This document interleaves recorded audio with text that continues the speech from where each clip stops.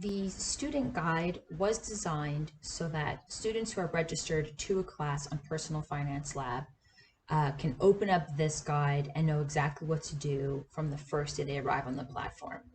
So you introduce them to the student dashboard and where to find all the useful links. We go through a step-by-step process of how to place their first trade, how to access the trading area, how to look up symbols. And even if certain assignments have not been added to their class, we do have specific lessons that really do help outline some core concepts like what is a stock, what is a ticker symbol, that will help them move forward in the game.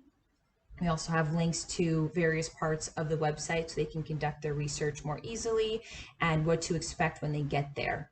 So it really takes them step by step of how to get quotes, what to do once they get to the trading page again, so they can click through and know exactly what each part of the platform means, and also what to expect once they've placed their trade, how to confirm, how to leave a trade note, how to access the open positions page. So once they've actually placed some trades, what it looks like in their account, and how to get more information by clicking the little plus button so they can see a bit more about the stock or company, as well as how to access the rankings page. So that is a very popular page on the platform.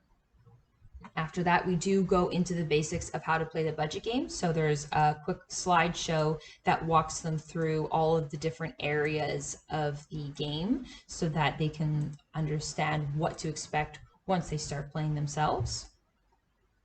And then as they go down, we have a couple more tutorial videos that go over some of the core concepts like credit score, net worth, and the work-life balance, as well as an overall tutorial. So that way you can really just share the link with your students for the student guide, and they'll have everything in one place so they can just follow along. We also walk through a couple of the extra features of the budget game, so the statements and how to export their reports so they can do their own cash flow statements or any other activities in class that utilize their actions in the budget game. And then we also cover the assignments, and so where to go to view your assignments, what they're like, how to fill out the pop quiz, and of course, who to contact if they have any questions.